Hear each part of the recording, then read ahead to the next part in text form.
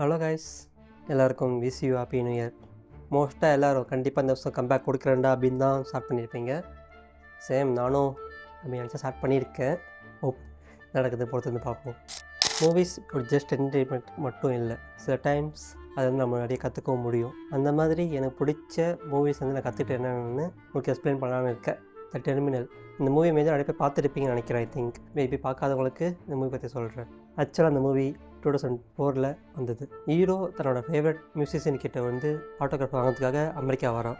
But அந்த டைமில் அவங்க நாட்டில் போர் நடந்து அங்கே நியூ கவர்மெண்ட் உருவாக்கி இவன் பாஸ்போர்ட் வந்து இன்வாலிட் ஆகிடுச்சு. ஸோ இவனால் வந்து திரும்ப அவன் நாட்டுக்கு போக முடியாது, அமெரிக்காவிலையும் என்ட்ரி ஆக முடியாது. பிரச்சனை முடிவு வரைக்கும் ஏற்பட்டு உள்ளதாக வாழ்ந்தாகணும். அவன் அந்த டைமில் ஃப்ரீயாக கொடுத்த ஃபுட்டு வவுச்சரை மிஸ் பண்ணிவிட்டு அங்கே இருக்க ட்ராலி கார்ட் மூலயமா அதை ஒன்று சேர்த்தா காசு கிடைக்கும், 25 சென்ட் கிடைக்கும்.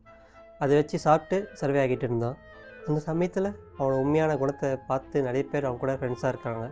ஃபைனலி அதில் ஒருத்தர் ஹெல்ப் பண்ணதுனால அவனால் அங்கேருந்து தப்பிச்சு வெளியே போயிட்டு அவன் ஃபேவரட் ஆர்டிஸ்ட்டுக்கிட்ட ஆட்டோகிராஃப் வாங்கிட்டு திரும்ப அகைன் ஏர்போர்ட்டுக்கு வந்து அவன் சொந்த நாட்டுக்கு கிளம்பி போகிறான்.